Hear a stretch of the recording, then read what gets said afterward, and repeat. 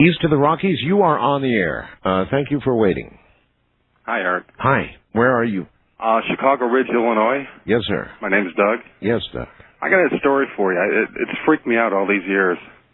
Okay. All right, about 7 years ago, I was sleeping alone in bed, and I wake up, and there's 3 hooded monks at the foot of my bed. Why would you say monks?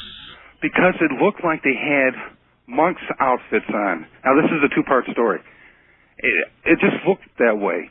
I mean, it was about an hour before sunrise, so, and my drapes were closed, though. Okay, they were hooded. Yeah. Okay. Did they have discernible shapes for faces and arms and legs? Well, it just looked like I saw it, all right, it looked like it looked like hooded monks. That's the best way to describe them. Okay. So I sit up in my bed, and I look at them. They looked at each other, then they looked back at me. Mm-hmm. I jump out of bed. I run in my hallway. I'm heading for my living room. And I look to my left, and there's 2 more of these things. Huh. In my other bedroom. Didn't look at me. They're looking around at my stuff in my bedroom. Holy moly. All right, this is the first part, so I'm freaking out. At least. I run in my living room. I get out of eyesight, and my heart's pounding. And I don't know. I'm thinking they're going to come around the corner. Uh-huh. So I'm there for a couple minutes.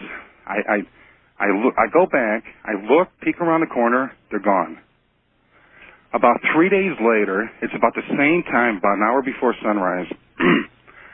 I'm sound asleep again, and I wake up, and there's someone illuminated in white light standing on the side of my bed. The left side of my bed. And my bed was against the wall. There shouldn't have been enough room for him to stand there. Uh-huh. So I go to jump out of bed, and something slams me back on the bed. Oh. And I'm on my knees on the bed, and I'm about 1.5 feet away from this thing. And something starts guiding my eyes. My eyes go up his body, from like the thigh up. Right. Going up the center of his body.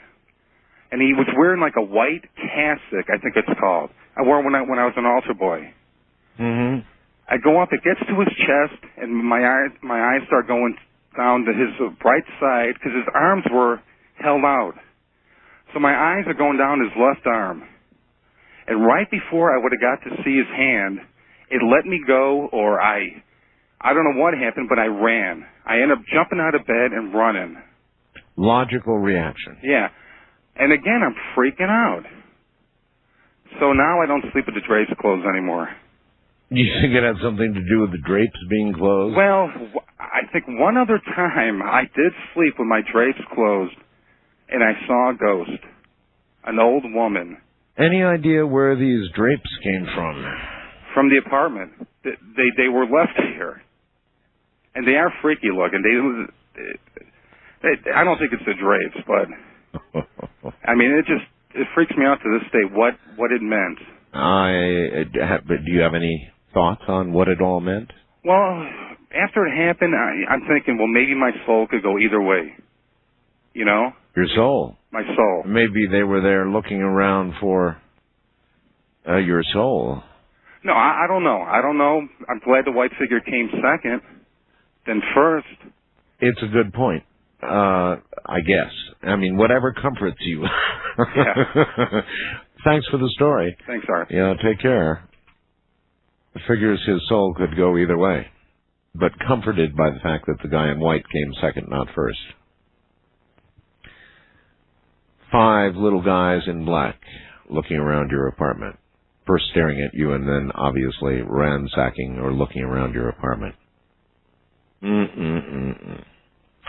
West of the Rockies, you are on the air. Hello. Hello, Art. Hello. Yeah, this is Chuck in Fairbanks, Alaska. Hi, Chuck. I had a real interesting experience I'll tell you about here 2 weeks ago. Well, maybe a little longer than that. We have a daughter who we adopted. She's 7. And this really shook me up. But we came home from church. It was at night. And I ran across the road to check the mail. My wife was sitting in the van. And she started running. A car came flying by. And I screamed. And something that we couldn't see grabbed her by the nape of her neck and jerked her back. You saw that happen, sir? Right in front of our eyes. My wife just this happened. I don't know. It's been a few weeks ago, and it was just the guy was flying down the road, and you saw her move as if by a totally unseen force. Exactly. I've never had anything. Could you see anything actually pulling on her? Well, no, but she was jerked backwards. She was running at a full tilt, and something grabbed her from behind and pulled her back. Oh my God! and I honestly believe, like you say, Art, that things are happening at a breakneck pace. My wife says she sees these shadow people in our house. My daughter says she sees the same thing. I've never even thought or heard anything like that. This just happened with here within the last year. There's something going on. There is something going on. Yeah. Something's breaking down. And what happened to your daughter, that was clearly a miracle. It was a miracle. First time caller line, you're on the air. Hello. Hello, Art? Yes. Yes, my name is Albert, and I'm calling from California. Yes, sir. And my story is this. I'll try to make it short.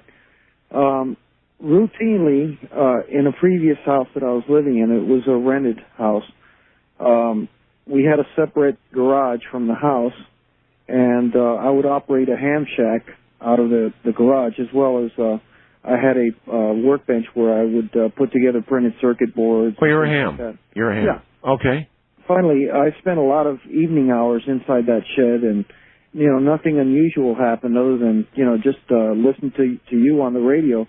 But one night I was working on a circuit board, and then all of a sudden I start hearing like a crunching sound on top of the garage roof. Crunching? And, yes, like somebody really heavy weight walking on top of the roof. Uh-huh. And since I had set up a lot of antennas on top of the roof for different frequencies. I hear you. It's like, oh my God, my antennas. Exactly. Either my antennas or somebody was out there to do something to them, So immediately I opened up, I had a mag light, one of these big flashlights, and I walked outside the back side of the garage and shined the light up on top of the roof. Right. And what I saw, Art, is something that was so incredible that to this day I'm still freaked out over it. I can't understand what I saw. But basically it comes in line with what you guys have been talking about. It was like a black figure. It was tall. This thing was tall. It was at least 6.5 feet tall. And it was totally black. It seemed like it just was a figure of a person, but not quite. And again, the same thing, almost like it had reddish eyes. Oh. And it just stood there and stared back at me. And I said, God, this must be somebody wearing a disguise or something, Right. The mind tries to make it into something we understand. Yeah. And then I said to myself, I'm going to catch this sucker because I'm not going to allow him to be on top of my roof. Screw with my antennas. Exactly. So, it stood there for a moment and it was stunned and it was just staring back at me. And then it turned towards the left and walked towards the edge of the roof, hopped off it's not an easy jump, but it hopped off and I could hear it hit the ground, and I went out towards the front of the garage, and by the time I made it to the front, it was gone. Nowhere to be found. What about footprints? No footprints. What about damage to your antennas? Nothing at all. Nothing at all. And I still can't explain what it was, but it just was something that I've never experienced before in my life. It just left me stunned. You operate on the low bands? I operate on basically 2 meters and 440. Running a lot of power? No, not much. Not much, no. Yeah, just kidding with you. All right, well, listen, I appreciate the story. You have any afterthoughts on what you saw, what that was? No, but I had other phenomenon happen in the same house to where we eventually just moved out of the place.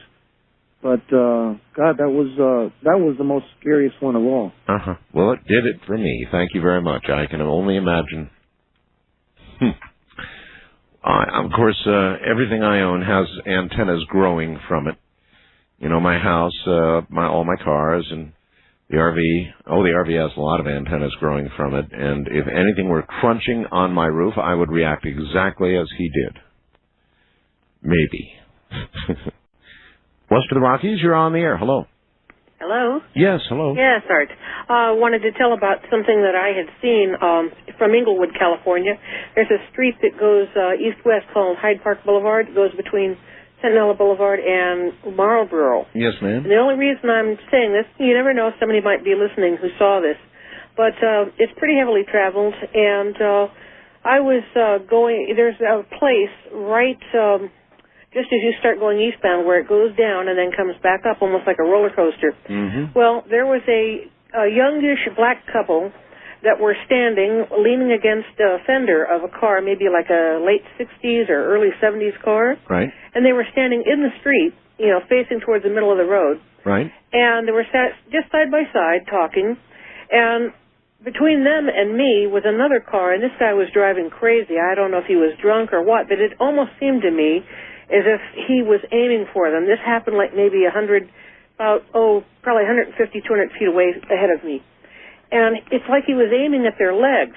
And, it was like watching something horrible that was going to happen. Because was he driving erratically otherwise? Or just... He actually seemed to be aiming at them. So he took a bead on them. That's what it looked like to me. Okay. And it's like, you're seeing this happening, and it's going to be awful if it happens. Of course, yes. I didn't want to see this, And it was the darndest thing, Art, I ever saw. These two people, in one motion, without flexing their knees, without showing any effort whatsoever, went straight up and back, and they were standing on the fender of that car. Now, I could have seen them, if they had some participation in this miraculous escape, they would have been sprawling, over the hood, or you would have seen them jumping with different motions. But it's as if something was standing above them and picked them straight up. And then they were standing without having moved a muscle on the fender of that car. And so, oh my God! Now, are you sure? And they looked at and the car swept on past. It didn't hit the car they were on. Are you sure of what you saw? Oh, I'm positive. So you are absolutely certain these people were lifted up vertically? Well, how easily could you jump straight up with somebody else beside you, both of you in one motion, jump straight up and then go backwards without any visible effort? Could you do that? No. I couldn't either. And you saw this with your own eyes, and then this car in front of you would have hit them had they remained where they were. They would have definitely been left with stumps if they were even alive. I mean, it was going to be a horrible thing. The car, veered towards them and paralleled the car that they ended up on top of, that they were standing in front of, probably missed it by, inches, and then continued on down the road. And these two just looked at each other. They were just stunned, and they just started laughing. Laughing? They were laughing like they couldn't believe it. And they both experienced this together, and they just couldn't believe it. Did you stop? No, I know I didn't. You kept going. I kept going. I should have stopped. I should have said, "What was that?" But it was just an amazing thing to see. And I thought after that, I really began to think maybe there really are angels, because there's no way possible, even with good reflexes, that they could have done that. I hear you. I appreciate the story. Thank you. Take care. Maybe angels. I don't know. First time caller line, you're on the air. All right, how you doing tonight? Okay, where are you? I'm actually right near Chicago. Okay. A small little town there. Actually, this happened when I was about 5 years old, and I told this to a couple people. It's probably going to make your hair stand on end, even though I know you've heard 1,000 crazy things from 1,000 different people. My father, when I was younger, he was into real estate, and he bought a lot of property. Mm-hmm. Well, the house we eventually moved into, which my parents still live in today, it's legitimately haunted. And I can say this because when I was about 5 years old, he came to see the property, and it was on the market, and it was extremely cheap for the size of the house in the neighborhood. And when it was questioned, the person's brother said, "Well, my sister died in the house." And it turns out she was murdered in the house. Murdered? Yes. She was actually pushed down the stairs. That will drive the price of any house down. And the funny thing is, when we were going, I mean, everything was still there, all her possessions, nothing was moved out. When we moved in, everything was, you know, it was just left to us. Well, you see, people don't like buying houses where there's been a murder for this exact reason. And so the way it works is, my staircase, it goes down, it turns, and then it goes down again. Right. Well, right to the left where the stairs go down is a little room. We call it the library because we store our books in there and stuff like that. But a couple of days into the house, my parents were cleaning it out and everything like that. I went into this room, and there was a chair in the middle of the room. And I sat down in the chair. In fact, I'm pretty nervous talking about it now. I sat in this chair, and there was on top of these shelves were these mannequin heads. Mannequin heads? She wore wigs. Oh, I see. And the thing is, when I sat in the chair, it felt like somebody had, like, I don't know if you've ever been hit in the head, and you get that feeling for a second. Yes. You know, it was like that. I got this feeling like a hit in my head, and then I heard a chattering. And the chattering got louder, and the chattering got louder, and it got louder. And I'm 5 years old, and I'm sitting in this chair, looking at these heads, and it was very intense, and my father screamed at me, he's like, get out of that chair, and I snapped out of it. Do you think those heads were chattering? I don't know. I don't think it was the heads. I think it was more of I had all this going on, and I'm looking at these heads. I'm looking all around the room. I'm only like 5 years old, and he screams at me, he's like, get out of the chair. That's the chair she died in. Oh, sheesh. She fell down the stairs, crawled over to the chair, got in the chair, and died. And died there. Uh-huh. Ay. Yeah. So, you don't live there anymore, right? Actually, no, I moved out about 3-4 months ago. Just recently got married. Moved out. Very recently, huh? Yeah, but instances all over the house. I've seen her.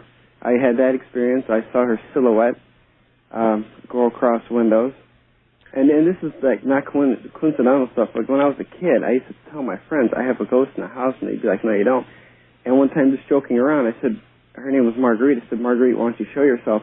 And a silhouette went across the windows of a figure. Yeah, my mom saw her from her bedroom. She was reading a book. She looked up. We have a hallway, and she looked up from her where she was in bed. The door was open. She said she saw her float across, look at my mom, keep floating. Yeah. All right, well, I appreciate the story, sir. And I know exactly the kind of stairwell that he's talking about. It goes down one flight of stairs, and then it turns and goes down another flight. But before it turns, there's a little area there. And a lot of people have little storage areas in that area. You know, it's easy to build a little storage area in there. And the chair where she died, oh, great. Well, you see, that is why people don't move into those kind of homes where there's been a murder. Yikes. East of the Rockies, you're on the air. Oh, Art. Yes. This is Jenny in St. Petersburg, Florida. Yes. WFLA. Yes, ma'am. I just wanted to tell you, several years ago, I was just waking up in the morning, and I saw like a small sort of human form walking around my bed. Walking around your bed? It was sort of like playing around my bed. Playing? Yeah. You mean like a little person? A little person. And I sort of opened my eyes, and it seemed to be like a sort of a, I don't know, maybe this was just my perception. It looked sort of reddish blue or something. And when I saw it, it was surprised that I had seen it. Yeah, that's classic. Everybody that's talked to us almost about a shadow person, especially when they see them straight on, the way you apparently did, and they notice each other, they get startled, and it was startled, and then it ran. It was shocked and startled, and then it ran around my dresser and disappeared. Huh. Well, how were you at that point? Well, I was sort of shocked, you know, and then, I don't know, I didn't know what to think of it. At the time, I had never heard of shadow people, so I had no idea what it was. And I was living in Virginia Beach, Virginia at the time. That's where I'm from. And you know that the Casey Foundation is there. I sure do. And so I asked a few people about it, and most people seemed to think that I had seen some kind of demon. Dear, you may have seen a demon. I don't know. You may have seen just the classic shadow person. It may be that shadow persons are demons. I wish I had the answers.